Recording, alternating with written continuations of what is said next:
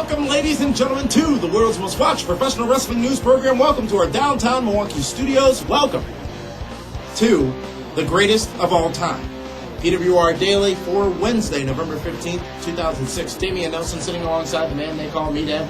And this is where we, each week, pick the greatest blank of all time. This week, it is an email submission that chose the greatest of all time.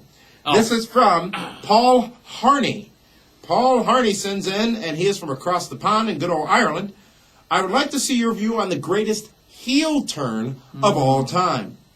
I would give my full opinion on it, but I am torn between two heel turns. It is our Hulk Hogan's heel turn as he joined the now and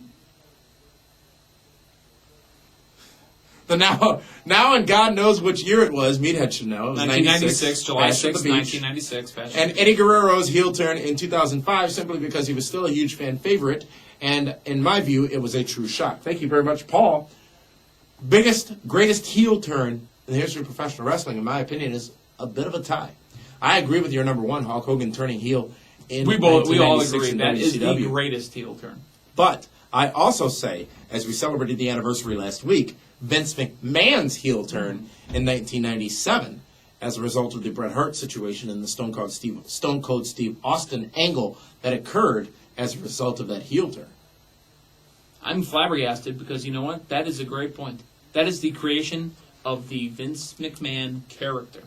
Remember, Vince was just still in the commentary table, and you kind of knew he was involved in things, and you didn't, again, we have spoke about this over the last week or so. November 7th, 1997 is the day you, me, Dameon, the wrestling fan, got smart. And Survivor Series returns to Montreal next year. Ironic, it's a 10-year anniversary. Gotta celebrate. Folks, send us your emails. Again, each week, it is the greatest of all time. This week, Paul Harney was the one who chose what the greatest of all time would be for this week. Last week, we went over the greatest gimmicks of all times. A lot of you said that my assessment that the Honky Tonk Man had the greatest gimmick of all time was overshadowed by the fact that it truly should be The Undertaker. It's a good gimmick.